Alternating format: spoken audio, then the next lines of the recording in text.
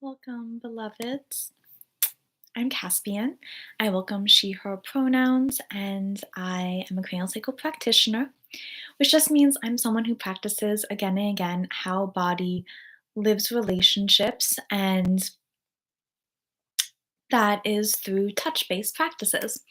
And I always love weaving in how a single body is so many relationships, and that body can then connect us to so many external relationships as well, and then blurring those boundaries or imagined disconnections as well. And so I am all cozy up today here in Minnesota, Makoche, homelands of the Dakhóta people, and then the Anishinaabe and HoChunk people. It's winter months, and that's why I'm really grateful to Camp Ninokasi and Sanctuary Supply Depot and all the organizations and people who are making sure everyone has warmth and housing during this time, with Autonomous Yurt Unit and all the good people, trying to make sure people have some warmth, some food, some housing. So I want to open up with that gratitude for that today. I have been caring for my mom after a rotator cuff surgery, so I'll probably eventually make a video about bone spurs and how to avoid getting them or the support you need after, since she's been dealing with that on top of her multiple sclerosis. So I'm just here, and I also want to share with you a little bit about crying, because I really appreciate learning this when looking on Instagram. So I'll link the person. I'll name the person I named this from, but I also want to talk about how much I appreciate people who create music that helps people be able to cry, and the importance of being able to cry and to have that time to understand yourself, to release, and let's get into the empathy of it all, because when people cry, it releases mirror neurons, and mirror neurons are the neurons that are so beautiful that we can watch another person be playing basketball, performing a dance routine, and the parts of our brains that also would be involved in doing that get lit up, and so we can learn from each other by watching each other. We can feel emotions, thinking about movies, right? We can feel emotions when we see each other doing the things that we love to do, and that help us feel close to ourselves. And so that's crying as well, that our brains, bodies, neurons, when they hear crying, it engages mirror neurons that then bring up that empathy, and that we as humans are attuned to. I think about cats all the time evolving to sound like crying babies. Like, they're pretty smart that crying brings attention and gathers attention, and it makes me think a lot about what are the frequencies of crying. Are they similar to what happens in craniosacral or during sleep? Or what is unique and what is common or connective among crying? And so let me read this post,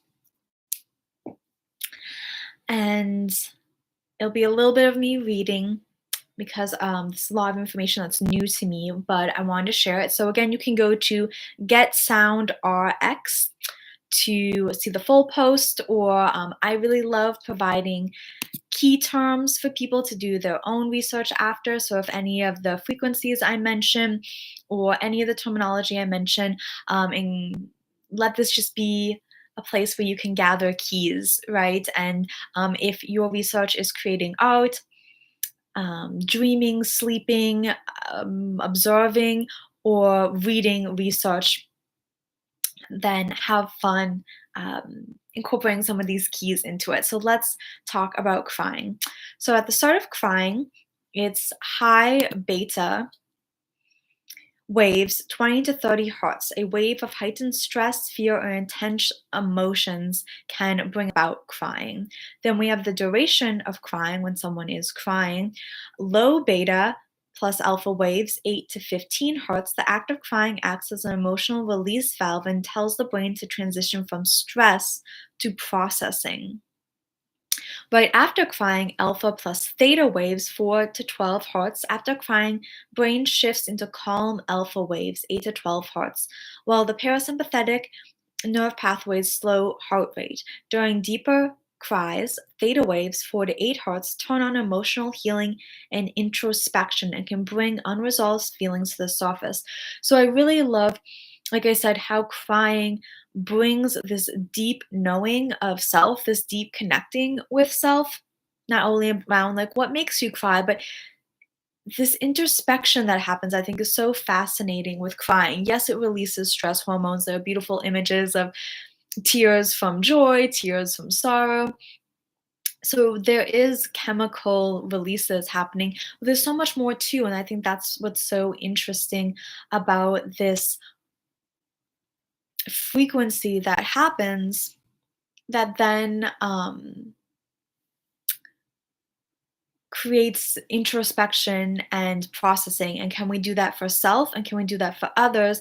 And that's why when I say with cranial sacral, sometimes I feel like the people who really resonate with my offerings, and why there shouldn't be competitiveness in healing practices, because I feel like bodies can sense what you yourself as a practitioner have processed, integrated, what waters you've swam through, what tears you've released, and we'll bring that up in the session. So try many different practitioners, because I think it's really beautiful how different parts of yourself will show themselves, will speak, will come up with different practitioners. And I think that's part of this connection with crying, how it brings about the inner introspection, but then that connection with mirror neurons is so fascinating that then it creates that empathy of we feel and remember and then have that compassion for what someone's going through if we have also gone through those depths. So let me continue.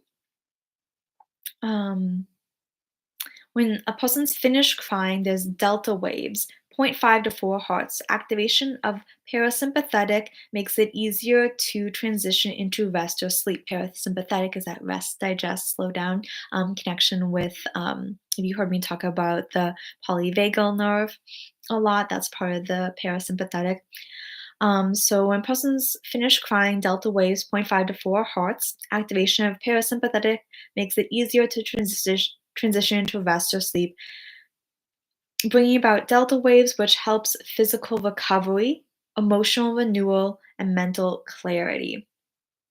And I think that's really beautiful, again, about shifting the narrative around like crying as being passive or inactive or feminine, if people are still thinking like that, when really there's so much going on, that deep introspection, physical healing, releasing that deep sleep is so healing. And can we bring about deep emotional integration, processing deep emotions can bring about that deep sleep that is so healing and vital to humans and can clear brain, like I talked about in other videos.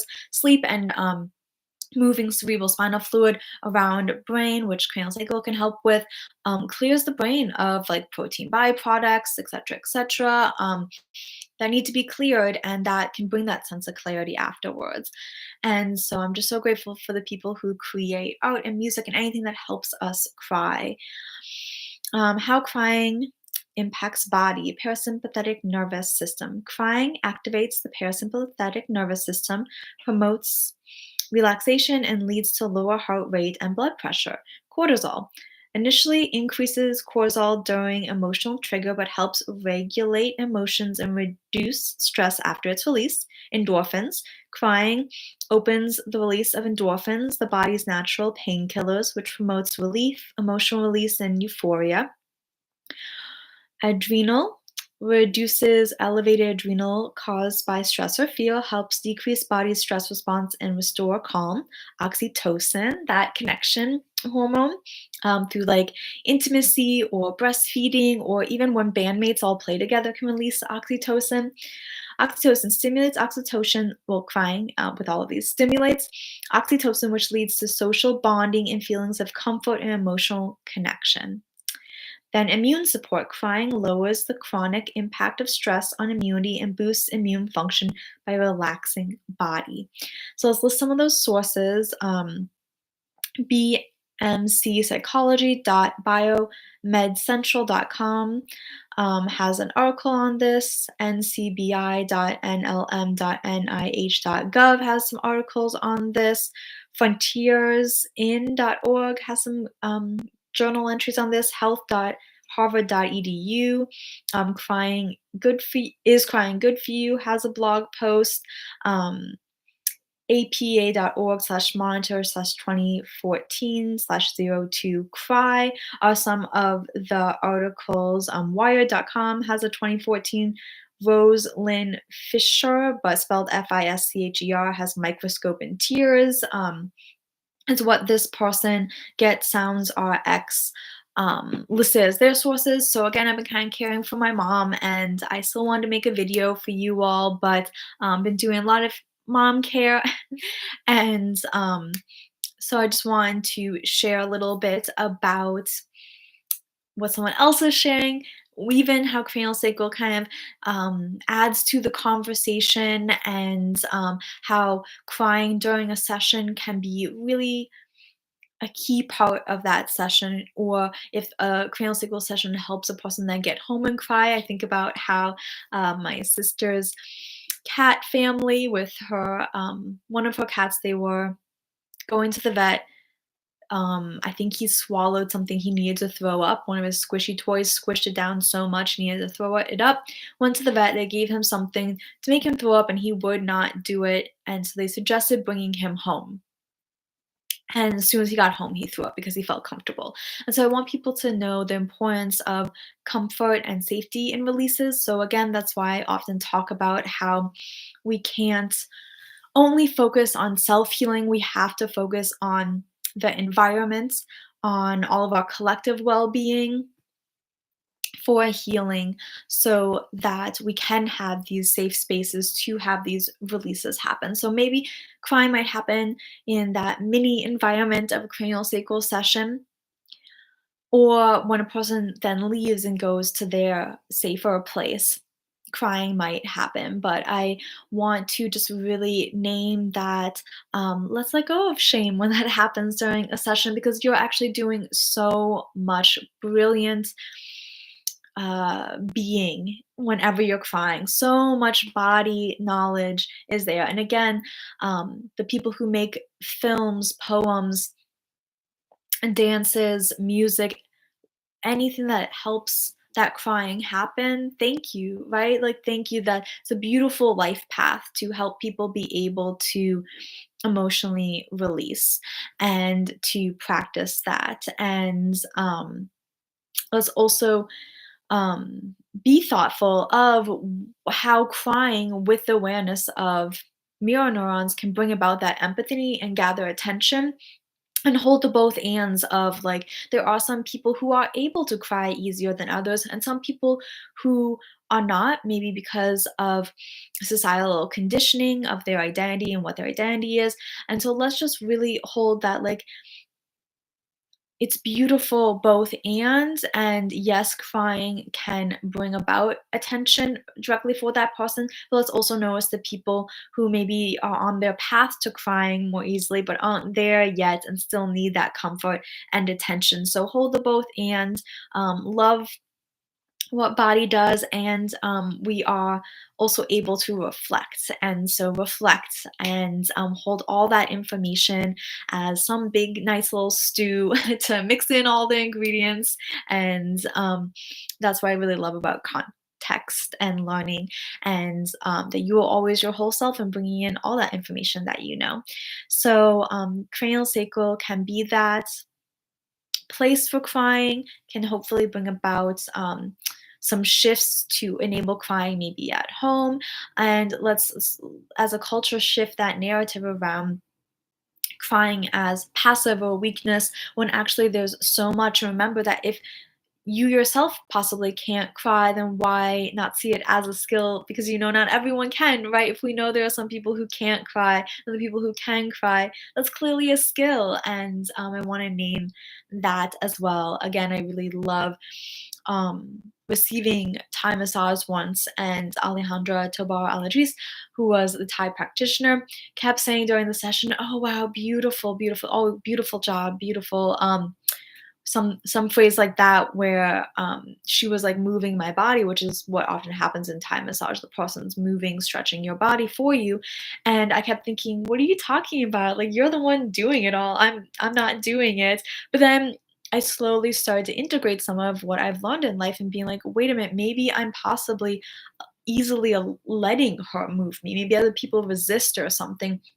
And that might be a beautiful skill. And so I want to name that crying is a beautiful skill. So thank you if you're the people who can cry. Thank you if you're the people who create the ability for people to cry. And then let's understand crying as supporting immune systems. So during these COVID times, if you need to cry, but do be careful because I know traditional Chinese medicine, lungs and grief have a connection. So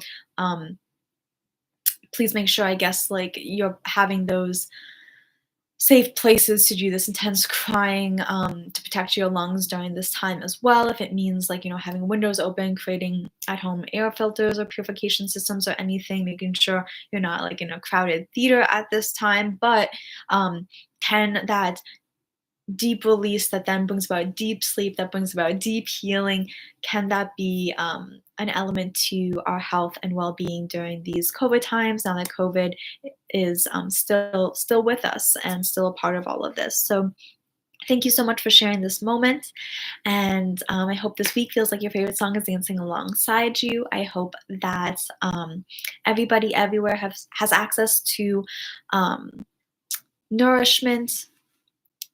It's been bugging me during the video. Has been having access to the encouragement and resources to be, share, feel the gifts that you are, and the gifts that we are together. And then if you want to support some land back efforts, Camp Nino Kasi is raising funds for to purchase some land because Thomas Yurt Union keeps building yurts for people, and then there have been some fires that police have not looked in as fully as they should about if those are hate crimes.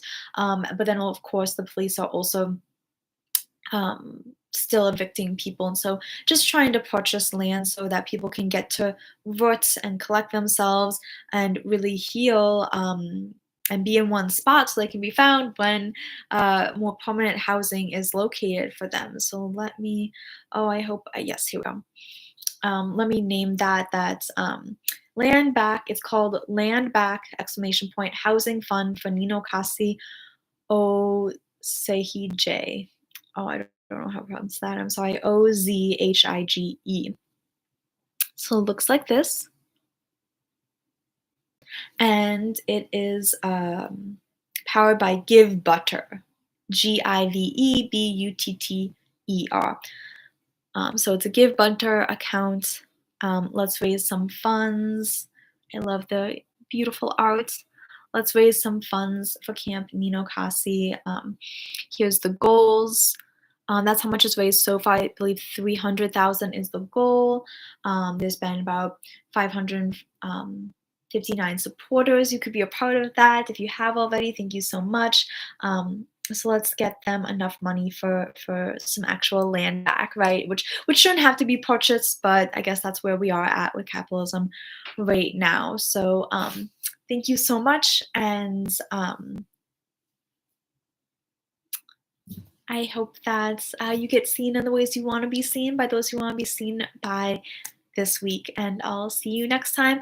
Thank you to the Cultural Wellness Center who makes these craniosacral conversations possible, and check out all their other free resources.